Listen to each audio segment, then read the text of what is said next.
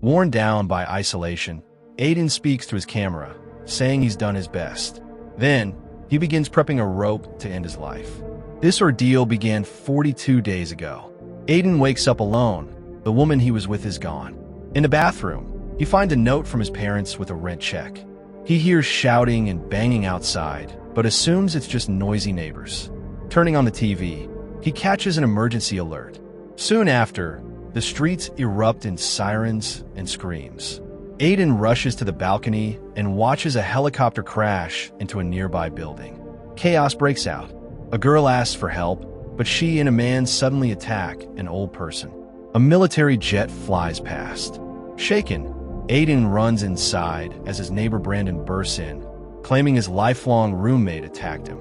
The news announces a viral outbreak, turning people into flesh-eating zombies.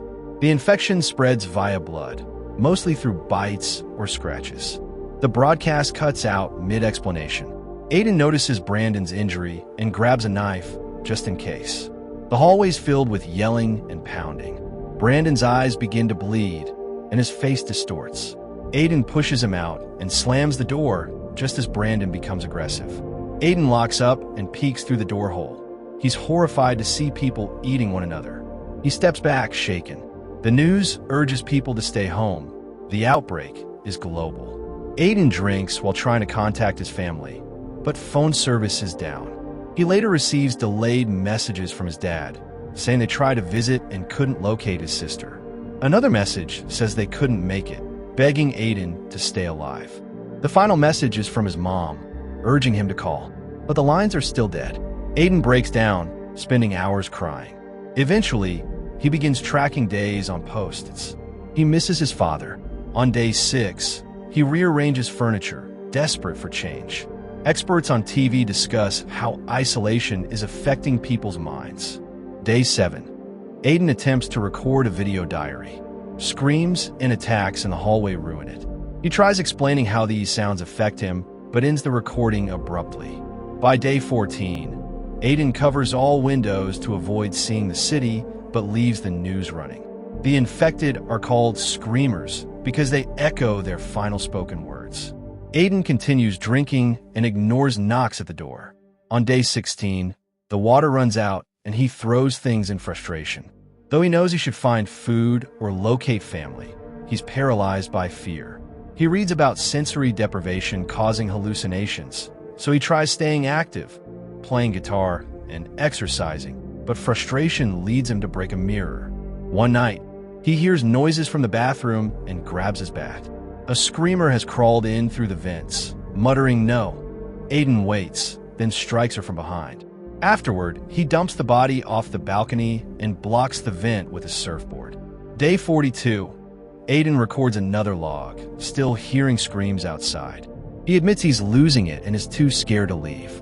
With only 3 days until starvation, he knows he must act. Then his phone rings. A voicemail from his parents plays. They were trapped at work and couldn't contact him or his sister. The call ends in chaos as a screamer finds and kills them. Devastated, Aiden has his worst breakdown yet. Desperate, he grabs his bat and exits the apartment. He finds Brandon barely alive, repeating, "I'm okay." Aiden hesitates, unable to kill him. Suddenly, screamers charge. Aiden dodges them, rushes to the stairs, hides as runners pass, then dashes through a hallway to reach the opposite stairwell. He returns to his floor and blocks the door with a fridge. Through the peephole, he sees the screamers searching. A loud noise follows and the apartment loses power.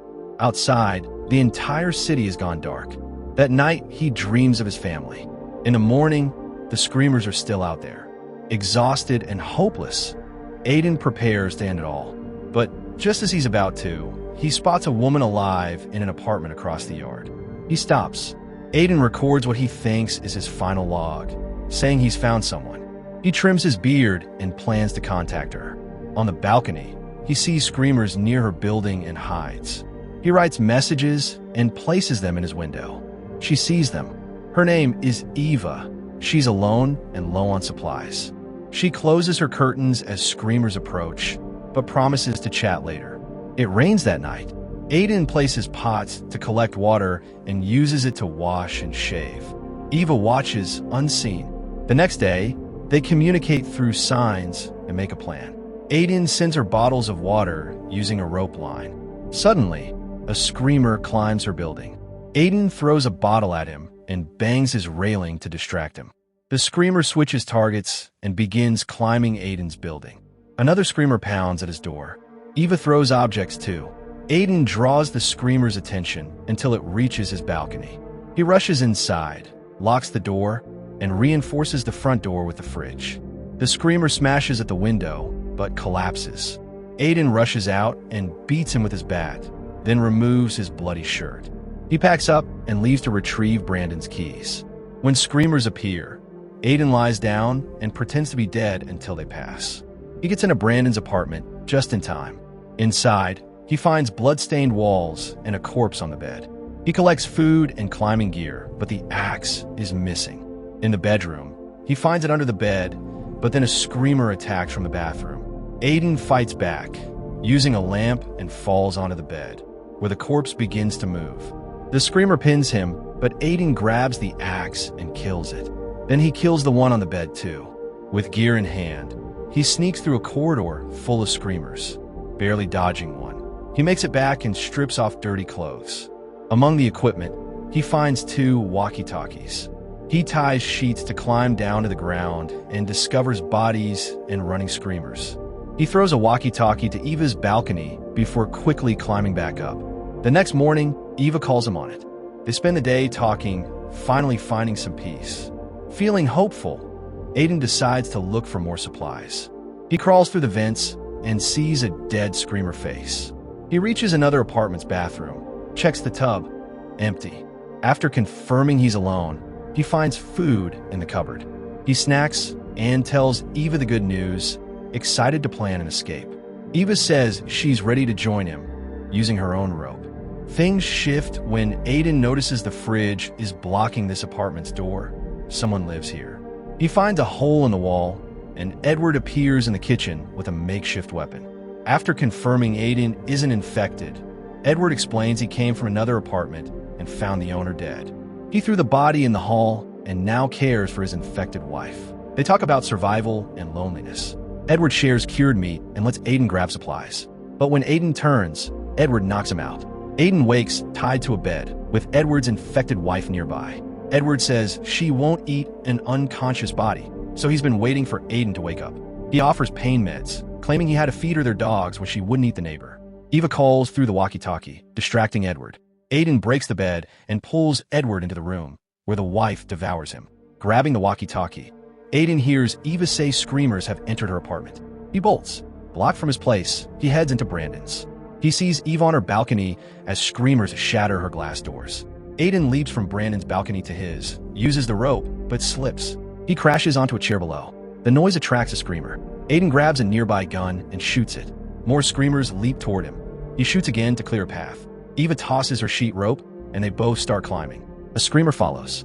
Aiden jumps to another balcony and cuts Eva's rope so the creature falls. Eva climbs down and hugs Aiden tightly.